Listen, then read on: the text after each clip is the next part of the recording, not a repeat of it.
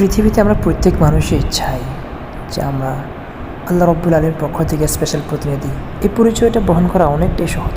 আমরা প্রত্যেকেই কথায় কথায় বলি ওয়াইজ ক্বালা রাব্বুকা লিল মালাইকাতি ইন্নী জাইলুন ফিল আরদি খলিফা।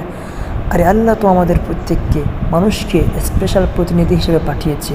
আরে ভাই, স্পেশাল প্রতিনিধি প্রেরণ করিয়ে আল্লাহ যে স্পেশাল মানুষ থেকে, স্পেশাল ব্যক্তিত্ব থেকে স্পেশাল কিছু জিনিস যে আশা করেন, সেটি কি আপনার আমার এখনও আদবে সেটি হুঁশ আছে? এখনও পর্যন্ত আপনার আমার জীবন কোন পথে যাচ্ছে, কোন পথে যাওয়ার কথা, কোন দিকে যাওয়ার কথা, কোন দিকে যাচ্ছি, কোন দিকে নিয়ে যাচ্ছি, সেটি আপনার আমার এখনও পর্যন্ত হুঁশে আসা নাই। এখনও পর্যন্ত অসংখ্য মানুষ জীবন থেকে 80 বছর পার হয়ে গেছে, 100 বছর অতিক্রম হয়ে গেছে, পৃথিবীতে তার বয়স 60-70 বছর ক্রস হয়ে যাচ্ছে, অথচ সে এখনও আল্লাহর কুদরতি কদমে একটা সিজদা সে এখনও দেয় নাই।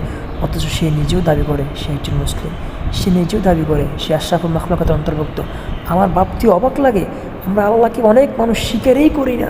পৃথিবীর জীবনের শুরু থেকে আজ পর্যন্ত আল্লাহকে স্বীকারোক্তি দিলাম না, আল্লাহকে রব বলে স্বীকার করলাম না, অথচ আমরা সেই সুযোগটা সবাই কাজে লাগাতে চাই। ওই সুযোগ সবাই কাজে লাগিয়ে সেই পরিচয় বহন করতে চাই যে ইন্নী জাইলুন ফিল আরদি খলিফা, আমরা আল্লাহর দেয়া স্পেশাল প্রতিনিধি।